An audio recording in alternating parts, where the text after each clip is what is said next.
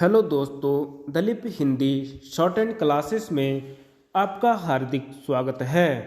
दोस्तों, आज की डिक्टेशन पहले 80 शब्द प्रति मिनट की गति से बोली जाएगी और फिर इसी डिक्टेशन को 100 शब्द प्रति मिनट की गति से बोला जाएगा। डिक्टेशन स्टार्ट करते हैं 5 सेकंड बाद।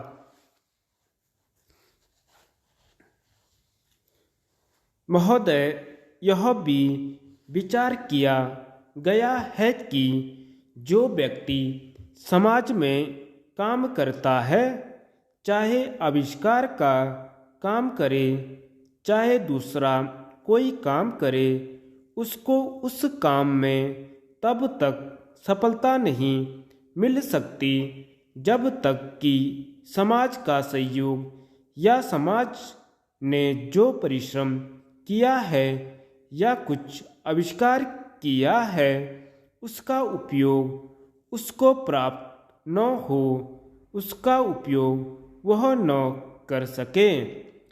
इसलिए जब भी कोई व्यक्ति किसी वस्तु का आविष्कार करता है तो आविष्कार करने में न केवल उसका अपना परिश्रम रहता है, लेकिन साथ ही साथ समाज ने जो काम किया होता है, चाहे विज्ञान के क्षेत्र में या प्रौद्योगिकी के क्षेत्र में या किसी अन्य क्षेत्र में, उस सबसे भी वह लाभान्वित होता है।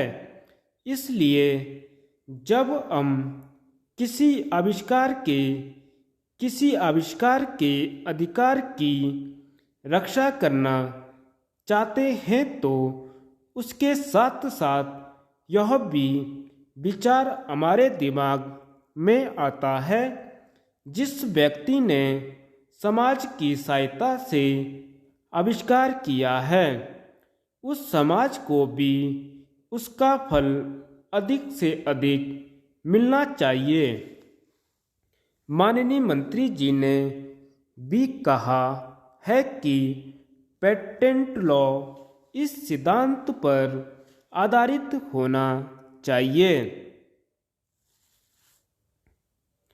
मैं समझता हूँ कि पेटेंट लॉ के पीछे 2 सिद्धांत निश्चित हैं। पहला सिद्धांत तो यह है कि जो व्यक्ति परिश्रम करके धन लगाकर अपना दिमाग लगाकर के किसी वस्तु का आविष्कार करता है, उसके तथा अपने परिवार के लोगों के अधिकारों की जहां रक्षा होनी चाहिए, उसके साथ ही साथ जैसा मैंने अभी कहा है, कोई व्यक्ति समाज में व्यर्थ में काम नहीं करता है, वरन पिछले समाज के लोगों ने जो जो काम किए होते हैं, चाहे विज्ञान के क्षेत्र में या प्रौद्योगिकी के क्षेत्र में या किसी अन्य क्षेत्र में, और जिनके आधार पर वह कोई आविष्कार करता है, उसको उसका प्रतिफल तो मिले, लेकिन जो परिणाम हो उसका प्रतिफल समाज को भी मिलना चाहिए। मंत्री महोदय ने कहा है कि जो यह सिद्धांत है वह भी इस विधेयक के पीछे स्थापित किया गया है और इस बात का ध्यान में रखा गया है कि जहां हम किसी व्यक्ति के आविष्कार के जो अधिकार हैं, चाहे धन के उपार्जन का अधिकार हो या प्रतिष्ठा प्राप्त करने का अधिकार हो, उसे प्रतिष्ठा का और चाहे धन का, दोनों का लाभ व्यक्ति विशेष को भी मिले।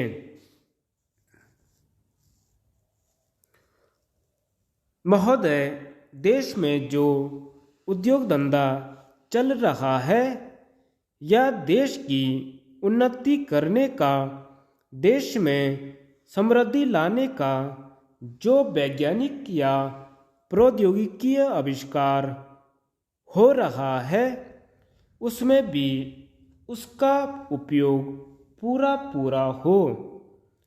यदि ऐसा हो तभी मैं समझता हूँ कि हमारी पेटेंट प्रणाली सफल सिद्ध हो सकती है।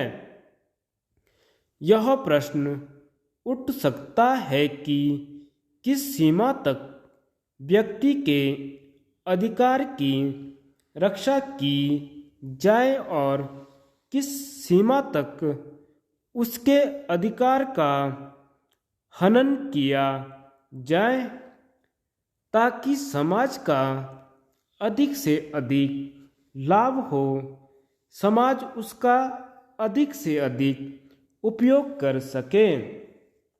एक दृष्टिकोण जो इसके पीछे है, हमें इस बात का अभिमान है कि हम 101 करोड़ हैं। हमारी कई जातियां, कई धर्म, कई भाषाएं और कई प्रकार के रीति रिवाज हैं। इस विविधता से हमें लाभ उठाना चाहिए, किंतु आज भेदभाव का भूत हमारे सिर पर चढ़ रहा है। भारत की स्वतंत्रता मिली है, इसका अर्थ यह होना चाहिए कि गरीबों की सेवा के लिए आज तक हमें जो सुविधाएं उपलब्ध नहीं थी वे मिली हैं। जिस प्रकार भरत ने अयोध्या के राज्य को राम का समझकर सेवक वृत्ति से राज्य का काम संभाला था, उसी प्रकार हमें समझना चाहिए कि राज्य गरीब जनता का है और उसके नाम पर उसके संरक्षक बनकर हमें उसको चलाना है। अब गरीब को ऐसा अनुभव होना चाहिए कि हर एक उसकी सेवा में लग रहा है। सूर्य के उदय होने पर धनी गरीब सबके घरों में प्रकाश पहुंचता है। ठीक उसी प्रकार स्वराज्य का लाभ सबको एक समान मिलना चाहिए। इसका सुख धनी निर्धन सबको बराबर मिलना चाहिए। जनता को हमने वचन दिया था कि स्वराज्य मिलने पर हम आपके दुख दूर करेंगे। अब वह समय आ गया है जबकि हमें अपने उस दिए हुए वचन को सार्थक करना है।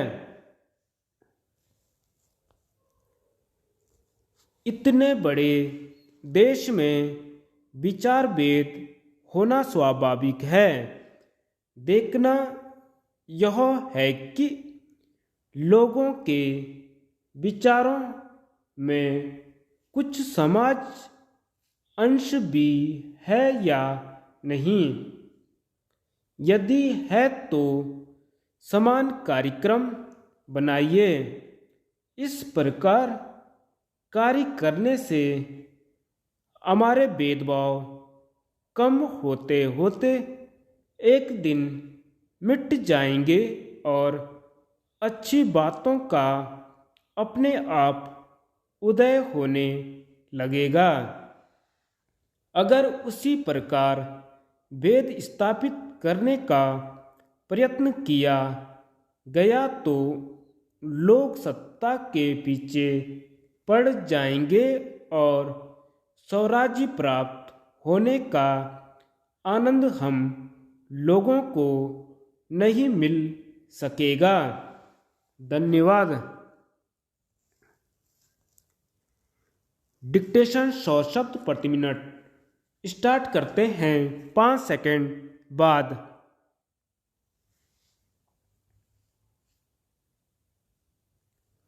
महोदय, यह भी विचार किया गया है कि जो व्यक्ति समाज में काम करता है, चाहे आविष्कार का काम करे चाहे दूसरा कोई काम करे, उसको उस काम में तब तक सफलता नहीं मिल सकती है जब तक कि समाज का सहयोग या समाज ने जो परिश्रम किया है या कुछ आविष्कार किया है उसका उपयोग उसको प्राप्त न हो, उसका उपयोग वह न कर सके। इसलिए जब भी कोई व्यक्ति किसी वस्तु का आविष्कार करता है तो आविष्कार करने में न केवल उसका अपना परिश्रम रहता है, लेकिन साथ ही साथ समाज ने जो काम किया होता है, चाहे विज्ञान के क्षेत्र में या प्रौद्योगिकी के क्षेत्र में या किसी अन्य क्षेत्र में, उस सबसे भी वह लाभान्वित होता है। इसलिए जब हम किसी आविष्कार के अधिकार की रक्षा करना चाहते हैं तो उसके साथ साथ यह भी विचार हमारे दिमाग में आता है, जिस व्यक्ति ने समाज की सहायता से आविष्कार किया है, उस समाज को भी उसका फल अधिक से अधिक मिलना चाहिए। माननीय मंत्री जी ने भी कहा है कि पेटेंट लॉ इस सिद्धांत पर आधारित होना चाहिए। मैं समझता हूँ कि पेटेंट लॉ के पीछे 2 सिद्धांत निश्चित हैं। पहला सिद्धांत तो यह है कि जो व्यक्ति परिश्रम करके धन लगाकर, अपना दिमाग लगाकर के किसी वस्तु का आविष्कार करता है, उसके तथा अपने परिवार के लोगों के अधिकारों की जहाँ रक्षा होनी चाहिए, उसके साथ ही साथ जैसा मैंने अभी कहा है, कोई व्यक्ति समाज में व्यर्थ में काम नहीं करता है, वरन पिछले समाज के लोगों ने जो जो काम किए होते हैं, चाहे विज्ञान के क्षेत्र में या प्रौद्योगिकी के क्षेत्र में या किसी अन्य क्षेत्र में, और जिनके आधार पर वह कोई आविष्कार करता है, उसको उसका प्रतिफल तो मिले, लेकिन जो परिणाम हो उसका प्रतिफल समाज को भी मिलना चाहिए।